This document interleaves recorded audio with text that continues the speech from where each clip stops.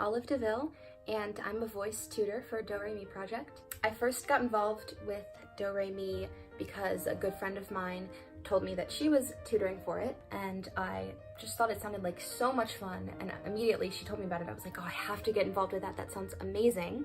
It's really been cool to me to see how I've evolved as a teacher.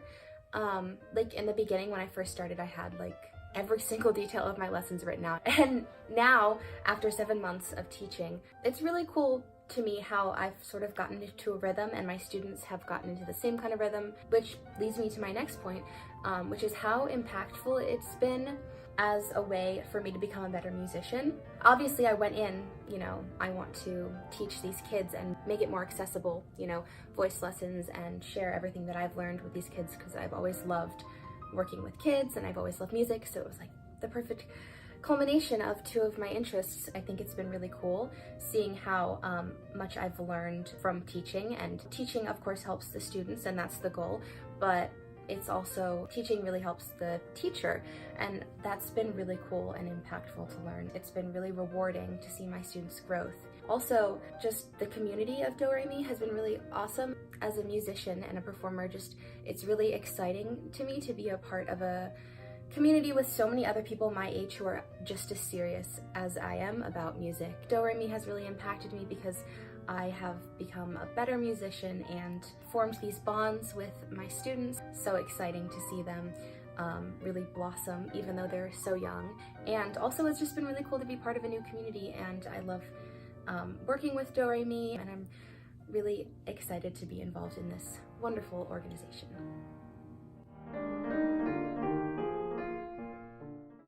But one that really stands out to me is I was working on the Cup song with one of my 5th grade students. She was at that point where, most of the technical stuff was good, she was sounding great, but I really wanted to help her take it to the next step. So I was trying to get her to be a little more expressive. I kept saying like, relate this to your own life, think of a time when you felt this way, and then show it to me on your face and through your voice. But I could tell that she was like trying to, but it wasn't really sticking. It's so hard to be expressive when you're pretty young and you're new to performing. I definitely remember being there, so I was thinking, okay, how can I help her with this tricky thing? So I said to her, okay, so I want you to pretend that you're talking to me and I'm your best friend in the whole world, and you're about to leave me and go move somewhere else, and you're really excited about this new opportunity, but you're really sad to be leaving me behind. So you've got that conflicting feelings, and now I just want you to sing it to me like we're in that situation. And it was amazing how much of a difference that made, just like putting that specific scenario into her head and saying, okay, look at my eyes and sing to me and think of this. And she just automatically, like, it was amazing. It was so expressive and so engaging. It was so wonderful to me that I was able to help her to take her performance to the next level in that way, and I was so proud of her. That was one of the first, the first moments where I was like, this is so rewarding. This is why people are teachers. Also, it was really great because it was like a breakthrough moment for her, but also for me as a teacher, and I've definitely noticed her being a lot more expressive since then. So that was a really exciting and memorable experience. A lot of ways that I really want to make a difference with music.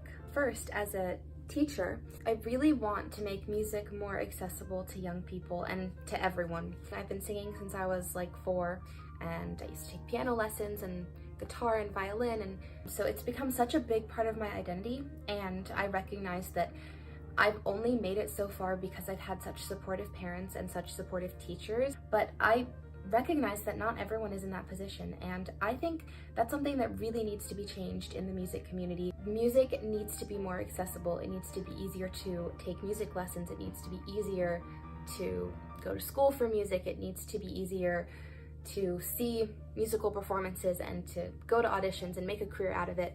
At every level, music needs to be more accessible. So that's why I love working with Do Re Mi so much. One of the reasons why is because these are free music lessons that anyone in elementary and middle school can sign up for, and that's so important because, they can get that education for free, and then what they decide to do with it is up to them, obviously, but at least they have this foundation that they got completely free. And because it's free, all of us tutors are so passionate about it that they're really getting a solid education, and a really supportive environment. So that's one thing that I really hope to make a difference. Another way is, as a performer, I just really want to bring people that sense of relatability through my performances. I have hardly ever gone to a performance where I didn't cry during it or like get chills or anything.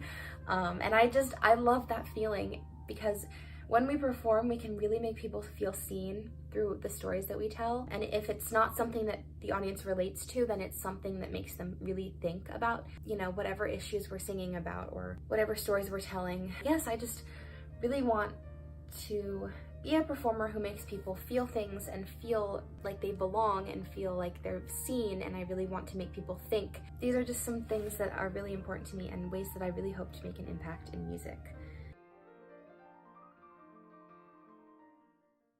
His name is Mr. Snow, and an upstanding man is he.